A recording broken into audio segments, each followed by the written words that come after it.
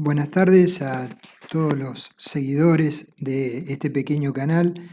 La semana pasada hice un video breve sobre responsabilidades que tenemos quienes diseñamos estructuras respecto al usuario y a la sociedad en general. Y mencioné muy brevemente dos casos, entre ellos uno muy conocido que es el edificio Space. Tuve algunas consultas respecto de un par de temas de ese edificio. Si bien es un hecho muy conocido y hay mucha información al respecto, voy a hacer un video sumamente cortito para aclarar básicamente una consulta.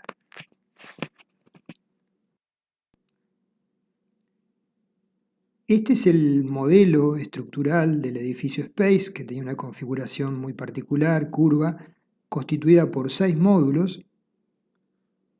La torre 6, que vamos a ver ahora la foto, era la más alta, iba de mayor a menor, la última en ejecutarse, la que señalo en rojo, y la que sufrió el evento del colapso.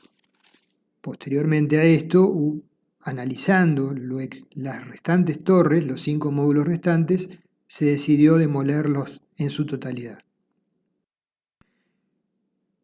Esta es una vista parcial de los módulos. La torre más alta es la torre 6, cuando se finalizó su construcción.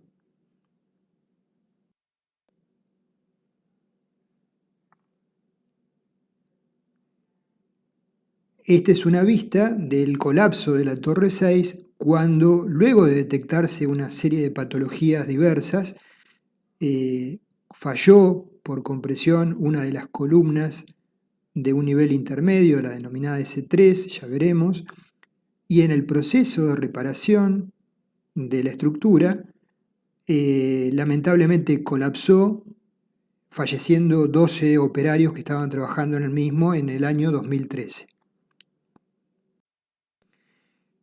Esta es la planta tipo de ese módulo. Observamos acá que los pórticos, según un eje, están constituidos tan solo por 2 columnas, ¿sí?, en cada línea.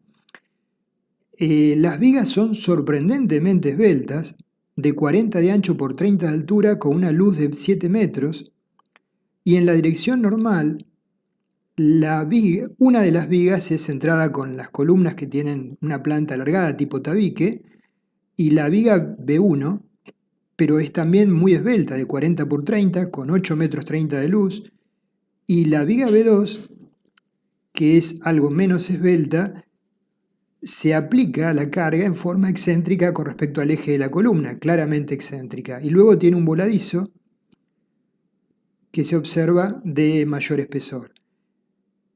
Lo que llamó la atención, algunos de los que vieron el video anterior, es que menciono que la losa en el paño central, que es de 8 metros 30 por 7 metros 50, o un poquito más, según el paño que tomemos, tiene tan solo 6 centímetros de espesor, ¿sí? Esto es un detalle de ese paño. La particularidad de esa losa es que tiene 6 centímetros en la zona central y tiene un acartelamiento, un engrosamiento en correspondencia con las vigas. Acá vemos el detalle de un módulo donde las vigas en la dirección de I son de 40 de ancho por 30 de altura con 7 metros de luz, y vemos la viga de 8 metros como carga sobre la columna con una clara excentricidad, generando momentos flectores adicionales a las fuerzas de compresión. Las columnas eran de 20 centímetros por 1,50 metros. Acá vemos un corte de cómo estaba hecha la losa, con un engrosamiento en correspondencia con esas vigas chatas de 30 centímetros, y paulatinamente se reducía en la zona interna de 4 metros de longitud a 6 centímetros. El sistema en sí, hasta en la persona más inexperta, menos conocedora, no puede dejar de observar que es excesivamente flexible. Las vigas chatas son muy deformables, la losa era excesivamente deformable, ese acartelamiento no contribuía a la rigidez en nada porque apoyaba sobre una viga que no era rígida.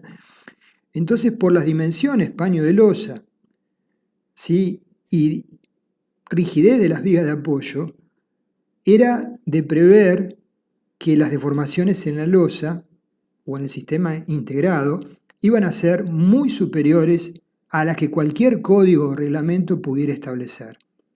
De hecho, eso es lo que ocurrió. Durante la ejecución de la obra, algunas de las losas experimentaron deformaciones del orden de 20 centímetros.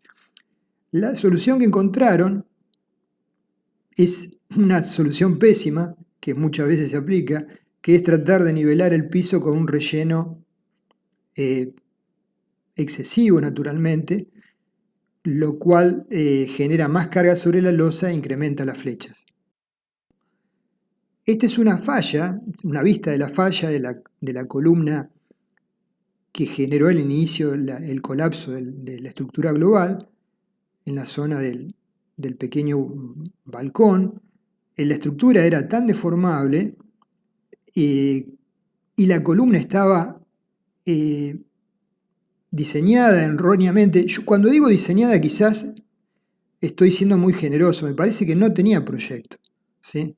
No había sido proyectada. De hecho, la geometría de las columnas y armaduras eran igual las del módulo inicial de pocos niveles, 5 o 6 pisos, que la del último que tenía 22 o 23 niveles. Adicionalmente a esto ocurrió, acá vemos los ejes de las columnas de A2, por ejemplo Q5 y Q3 es un par de columnas, R5 y R3 otro par.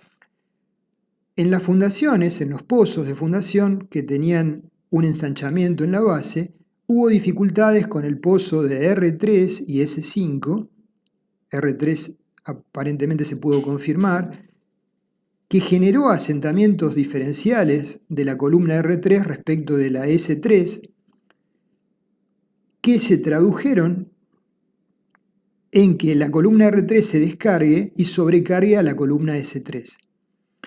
En circunstancias normales, con una redundancia estructural y con un eficiente diseño, ya he planteado qué pasa cuando hay asentamientos diferenciales. Hicimos un ejemplo numérico. En ese ejemplo, que era una estructura redundante, el incremento podía ser del orden hasta de un 50% de la carga prevista. Los coeficientes de seguridad permiten evitar el colapso de la columna. Pero cuando nos encontramos con una situación tan extraña de un erróneo diseño de un elemento estructural tan competente como una columna, y sumado a eso la sobrecargamos, entonces inevitablemente estamos llegando a una situación límite. Acá visualizamos con fechas los asentamientos registrados en obra y se ve la columna que falló es la S3, que es la aledaña a la que tuvo un asentamiento diferencial del orden de 50 milímetros R3, ¿sí? Que fue la que más se descargó. También tuvo un asentamiento, pero no tan elevado, la S5. Esta es la columna que falló. A simple vista se visualiza una armadura insuficiente y una cantidad de estribos totalmente insuficiente. Esto sin pensar que la estructura está emplazada en una zona sísmica y por ende los requerimientos de armado y de estribado son mucho más severos que en una construcción tradicional. La columna ni siquiera era capaz de tomar las cargas gravitatorias de más L. ¿Sí? A ese nivel estábamos con este tema. Entonces vemos algunas de las fotos donde se visualiza el pandeo de las armaduras y la disgregación del hormigón, ¿sí? Y bueno, esto condujo finalmente, como les comenté, desgraciadamente en un intento de reparación de la estructura, a el colapso del bloque completo. Para terminar entonces, este es un triste ejemplo de una realidad en donde se manifiesta justamente la falta de responsabilidad absoluta y de compromiso absoluto frente a un proyecto estructural que cobró 12 vidas, ¿sí? Sumado a deficiencias en la ejecución de las fundaciones, que eso puede ocurrir, más pésimas decisiones para resolver las patologías durante el transcurso de la obra. Cuando se suman estas cuestiones pueden derivar en en temas de la gravedad que estamos hablando, que es un colapso muy, muy conocido. Bueno, era eso nada más. Saludos.